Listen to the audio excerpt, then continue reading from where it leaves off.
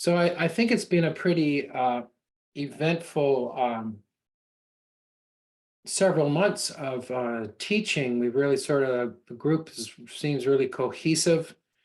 And, I've done a couple of retreats at the Dharma Center. I've done a Zoom retreat. And I think we've really established, the foundation of our practice, or at least the practice that I teach here. And I'm seeing it in people who have been coming to the classes, a better foundation, I think, in your understanding of the practice and in your connection with the practice. These classes are not meant to be, they can be for you if you choose. They're not meant to be just a one-off, or they're not meant to be philosophical discussions. They are meant to be very practical, advice,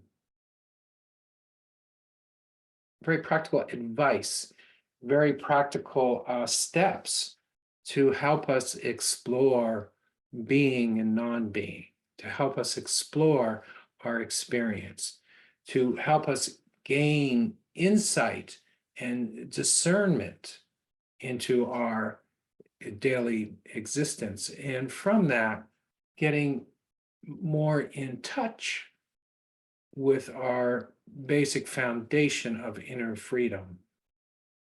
That's kind of the overview that we're working with. And as you know, we've been working with the breath.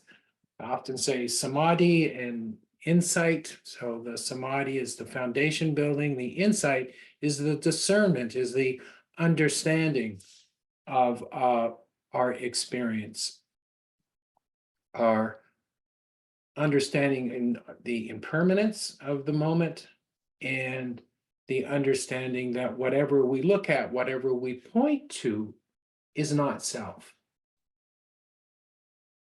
So, and in that, as we practice that, we begin to uncover what's beneath all of this activity.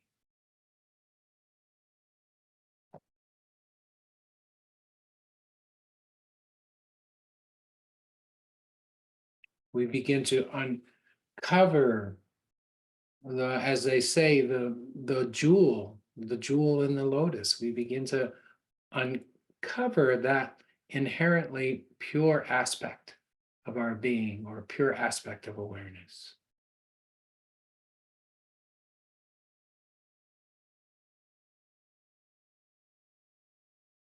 Last week, I talked about staying connected with the practice and what it takes to stay connected with the practice. And one of the points is just working with mindfulness during the day and seeing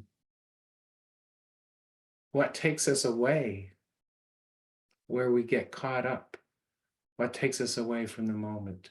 Seeing those proclivities that we all have, seeing them as we move through the day, and really starting to work with them. The underlying purity, whatever that is, whatever that experience is not something we develop. It's something that we learn to discern. It's the discernment.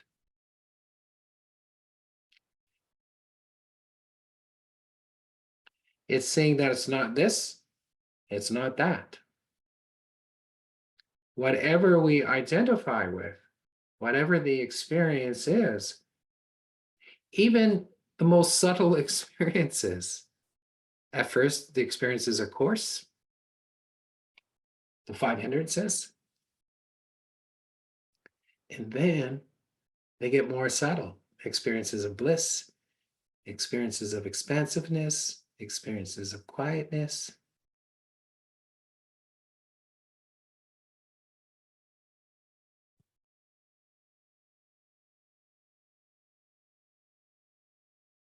We let go of those too. We let go of those too. We use calm and we use bliss to energize, develop the free flow of energy in the mind body. But at some point, we let go of that too.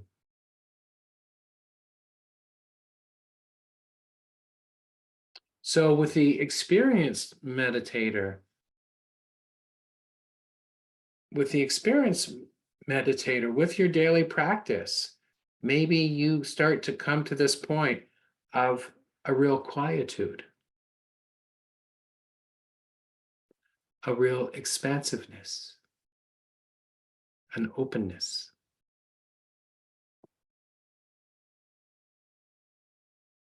But even that is groundless.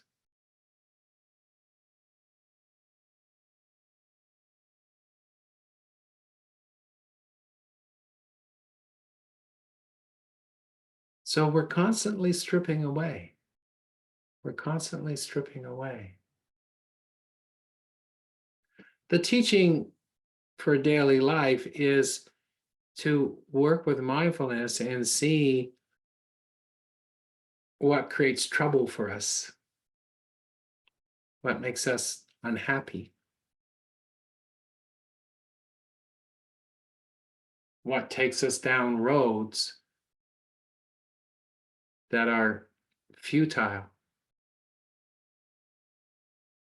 And in the seeing that, we're able to let go. And in the letting go, it turns us in the right direction.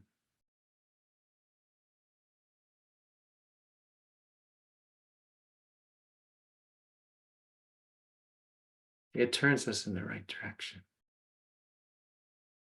What's the right direction? Not identifying with.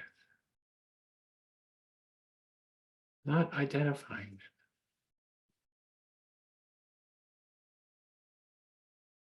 And as we peel away the layers of those proclivities, those habits, there is this quiet calm, this quiet bliss, this quiet joy that begins to present itself. So we start to develop that. We connect with that in the practice. We use that as our object of meditation, right? When the mind gets quiet enough, we open up to that bliss.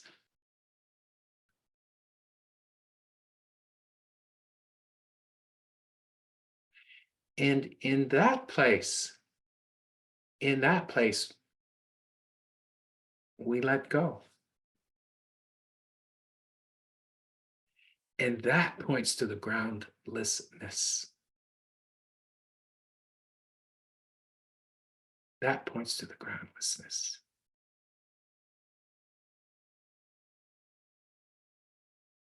The impermanence, non-substantiality. So we can work with those ideas, but for the meditator, in the meditative experience, we quickly do away with all this activity of mind. We stay focused on the breath. We open up to the calm, to the bliss. We allow that to course through the body. We spend time there. This is what purifies.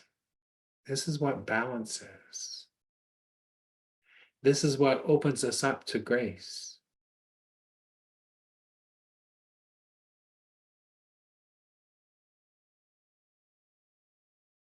But even that, we let go. And we let go because, that's one way of saying it. But at the beginning, it becomes the object of the meditation. And then we let that go or we turn away from it. Just don't hold on to it. But it's a subtle movement in the mind, isn't it? It's a subtle movement.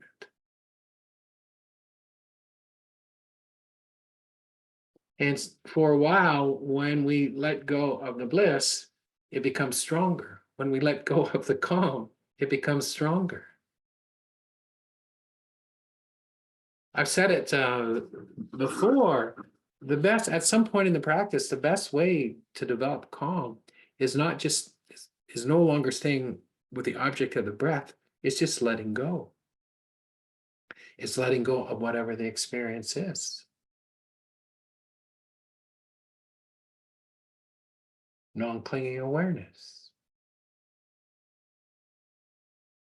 So when we look right in the face of bliss, when we look right in the face of quietness, what's there?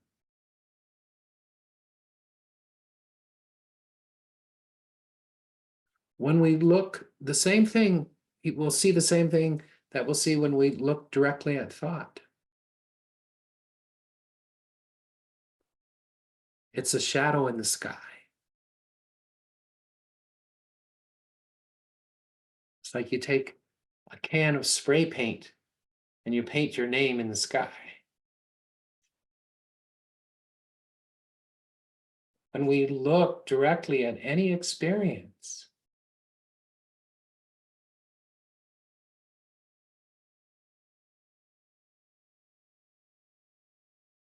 so that's how we train ourselves. And with these classes, I hope that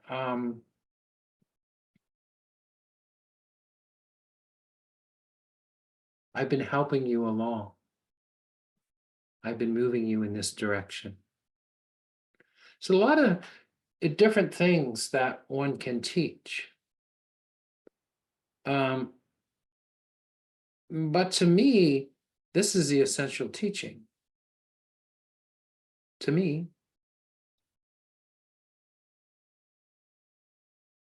And sometimes we need to do other things, receive different types of teachings to help us move through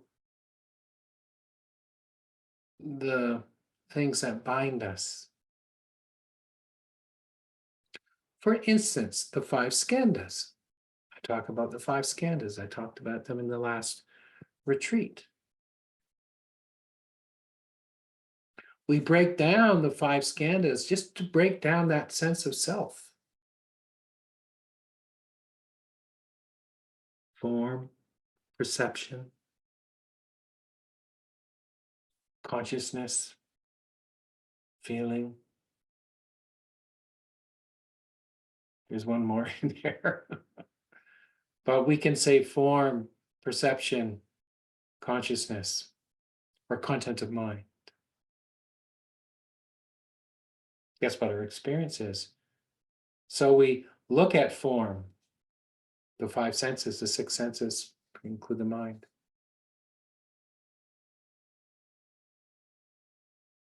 And we see that's not self, that that's impermanent. We look at consciousness,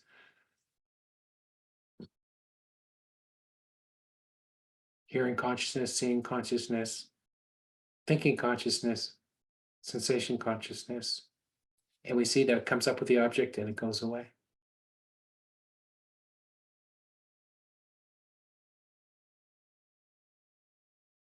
So we look at our experience, all of these practices are, and many of these teachings are to break down our experience in the context of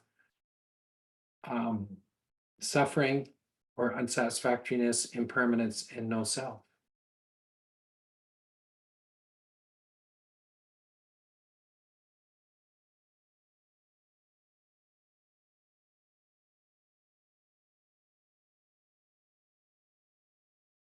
And those are all of great value, but ultimately we come to the point where we just look directly in the face of our experience. We look directly at mind.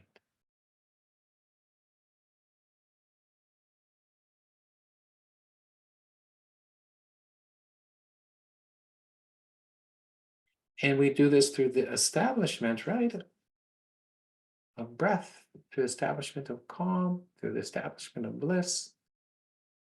And in that place of bliss, in that place of quietness, in that place of stillness, we look directly at our experience. And we discover a groundlessness that's there, an emptiness that's there, a no thingness that's there. There's nothing there that we can point to, that we can tie this idea of self to. And this is a big idea for some people, but this practice is to lead us to glimpses of this. And just to have a glimpse of it is quite an accomplishment.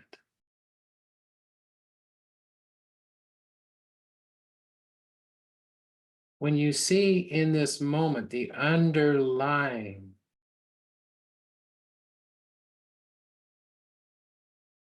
groundlessness that's there.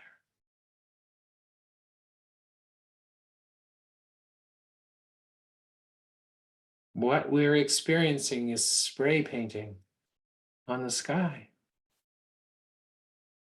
And that's an idea, but is it true? Well, look. Where was the thought that you had 5 minutes ago? Where was the thought you had 5 seconds ago?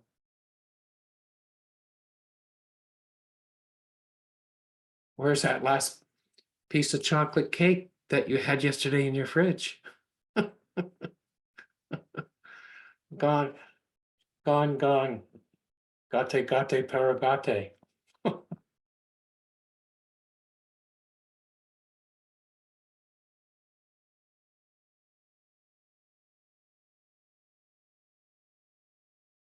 So we just observe our experience. We just observe our experience.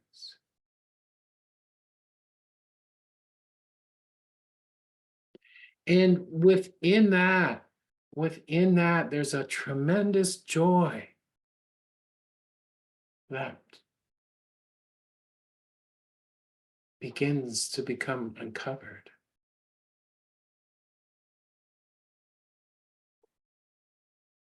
And our experience of it often is when you've been working with your practice and you've been working with your mindfulness and you haven't been grabbing onto things.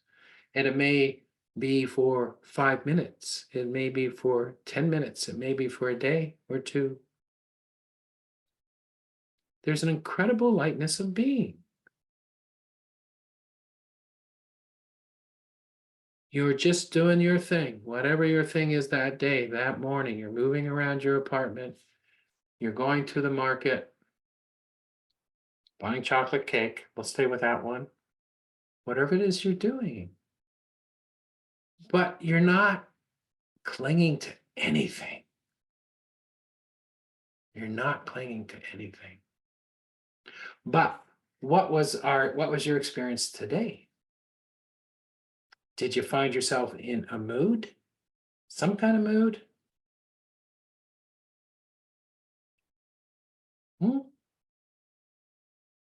Did you get a little irritated at some point? Or a little this or a little that, wanting this? Unhappy with that?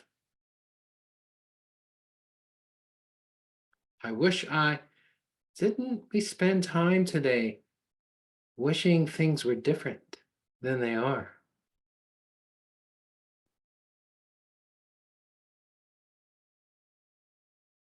Wishing you didn't need to wear glasses so you wouldn't have to be looking for them all the freaking time.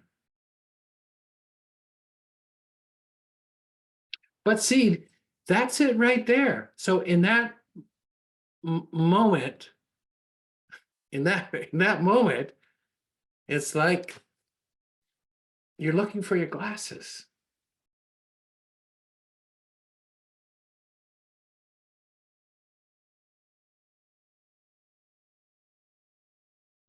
And that's okay. But what's our reaction? I know I get irritated. It's like, why did I put my glasses? Right? There's these little things that fill up our day. And it's life, right? But it's our relationship to it. You can't find where you put your glasses. Can you just be okay with that? Can you catch yourself when there's irritation with things not being as you want them to be? And then, because of your practice, suddenly something switches and you find yourself in this space where you're okay with what's taking place. Your neighbor starts to make noise and you're okay with it.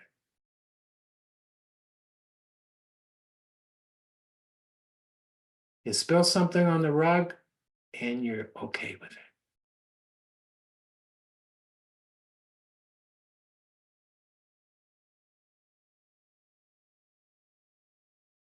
It's in that moment, because of the underlying truth of groundlessness, because of the underlying truth of emptiness, there's nothing to that experience. There's nothing to our reaction to that experience, actually. But it catches us.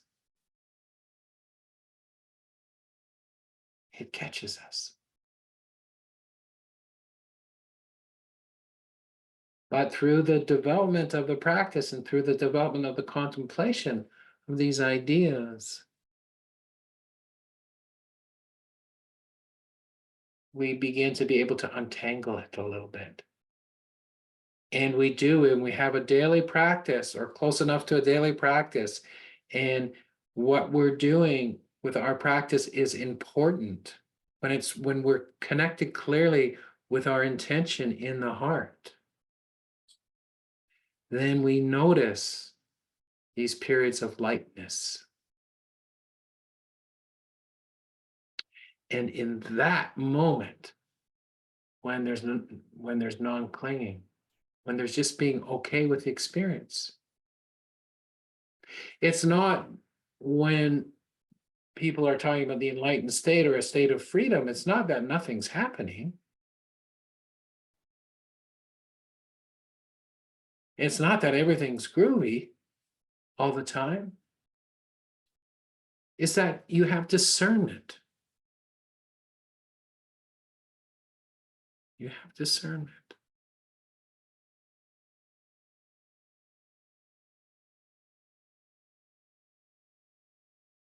There's nothing inherent to this experience. It's spray painting on the sky.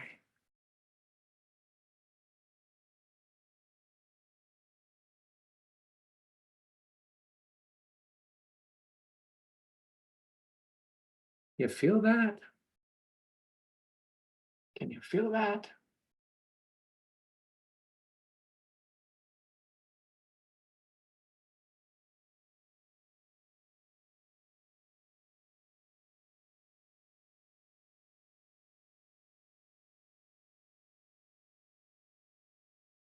In those moments of meditation where there is a deep calm, a deep quietness, it's because you're not grabbing onto.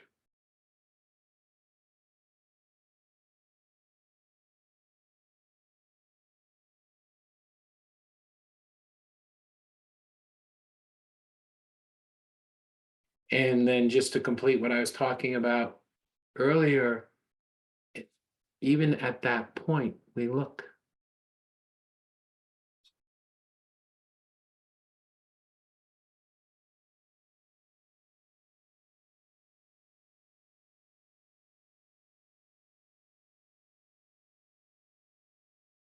What are we holding on to?